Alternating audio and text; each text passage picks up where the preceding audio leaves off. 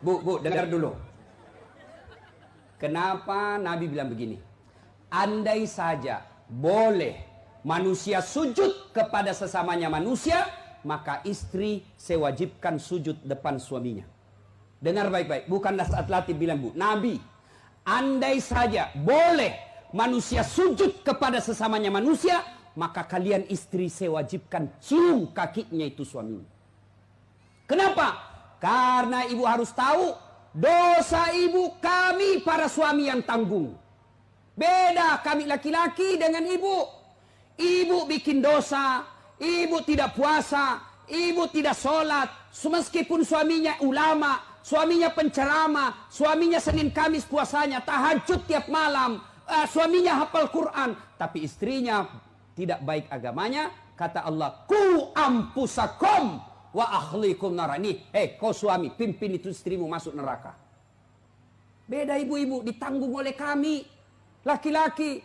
Suaminya tukang judi, suaminya pengedar narkoba, suaminya perselingkuh, suaminya pemakan haram, tapi istrinya istrinya baik, rajin sholat, taat sama suaminya, perintah suaminya diikuti.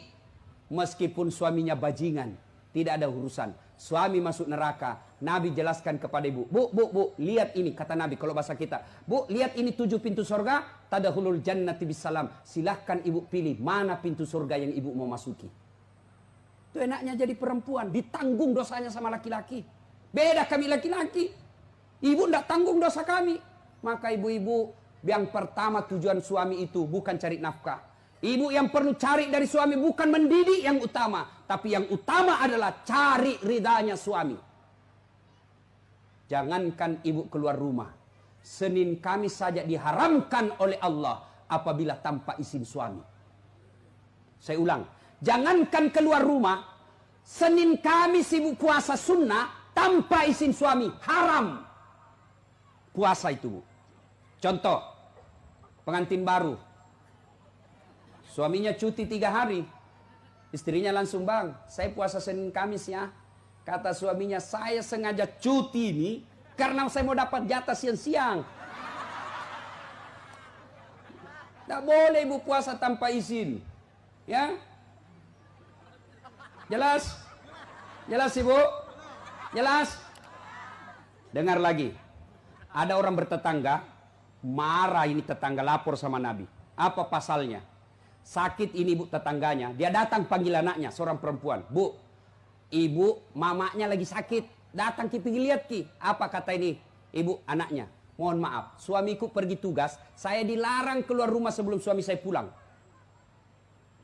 Sakaratil maut ini ibunya, datanglah ibu, sudah sakaratil maut ibumu, kau datanglah besuk dia. Saya minta maaf, saya mau sekali tapi suami saya belum pulang. Akhirnya meninggal, mau dimakamkan, datang lagi. Bu, sudah meninggal ibumu, kau datang yang terakhir kalinya. Mohon maaf, saya cukup berdoa. Kenapa? Suami saya belum pulang, saya tidak berani tinggalkan rumah. Marah yang manggil-manggil, dia pergi lapor sama Nabi.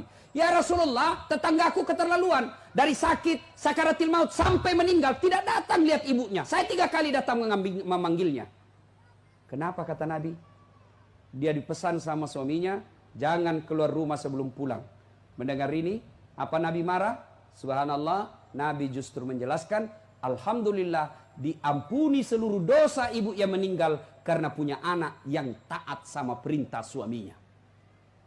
Ada ibu-ibu Bayangkari begitu sih? Ada? Yang banyak saya lihat baru 10 menit pergi suaminya juga keluar juga dia pak. Dia tawaf satu komplek. Dia keliling satu komplek. Masya Allah.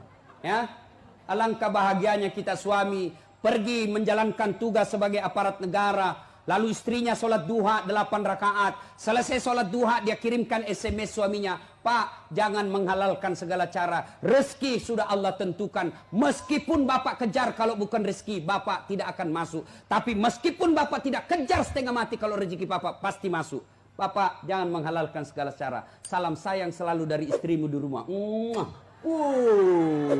Bahagianya. Itu suami kalau dapat SMS begini bu, dia kasih lihat itu semua di kantor di polsek.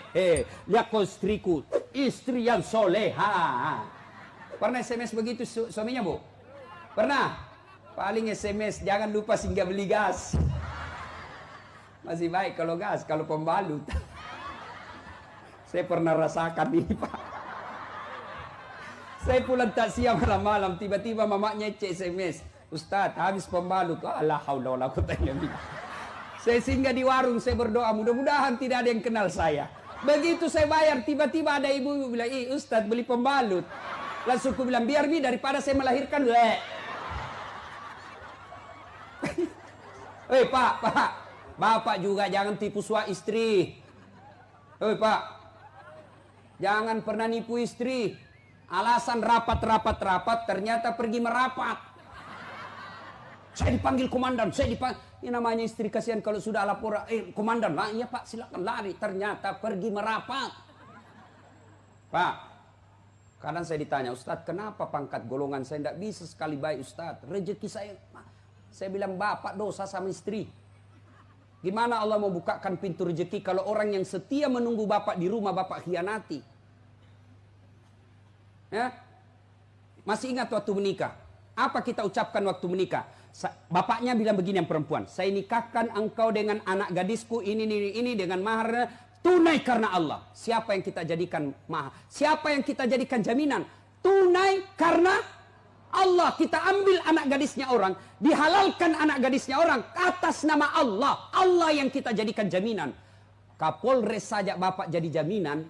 Kalau Bapak salah gunakan, dipindah Bapak, Pak, kalau perlu dipecat. Saya atas nama Kapolres ini diminta untuk, padahal itu bohong. Marah Kapolres, Pak. Apalagi Allah. Maka Bapak kalau sengsara hidupnya, susah rezekinya, koreksi. Mungkin Bapak terlalu banyak mengkhianati istri. Gimana Allah mau bukakan pintu rezeki? Kalau istri suka marah-marah, Bapak, kalau istri suka marah-marah, rumusnya diam. Jangan, kalau istri marah, minta penjelasan, lebih diam. Kalau perlu makan obat tidur. Karena itu perempuan kalau dia sudah marah, dijelaskan, tidak jalan otaknya, Pak. Apalagi kalau dia bilang, pokoknya, sudah diam saja, Pak. Dijelaskan tidak masuk akal. Sudah dijelaskan, tidak ungkit lagi yang 10 tahun yang lalu. Kenapa dua? Ini semua ini. Sudah lewat 7 tahun, masih tidak ungkit-ungkit lagi. Pada dia bilang, sudah minta berhenti, mak. Bertengkar, itu dulu. Maka lebih Bapak minum obat tidur. Kalau dia ngomel, Pak, maklumi saja. Kenapa? Dengar baik-baik. Ada sahabat Nabi, waktu itu Umar bin Khattab presiden. Suka ngomel dan marah istrinya. Maka suaminya mau lapor sama Umar supaya dipanggil, dimarahi sama Umar, presiden. Begitu dia mau lapor sama Umar, dekat dari rumah Umar, dilihatnya Umar juga dimarahi sama istrinya. Pulang dia bilang, presiden aja dimarah, pulang dia. Besok ketemu sama Umar, ya Amirul Mukminin, saya lihat Anda kemarin marah-marah sama istri, diam-diam saja. Senyum, dengar bapak-bapak, dengar para lelaki. Apa jawaban Umar? Begitulah cara saya berterima kasih kepada istriku yang telah hamil, melahirkan, dan menyusui anak saya.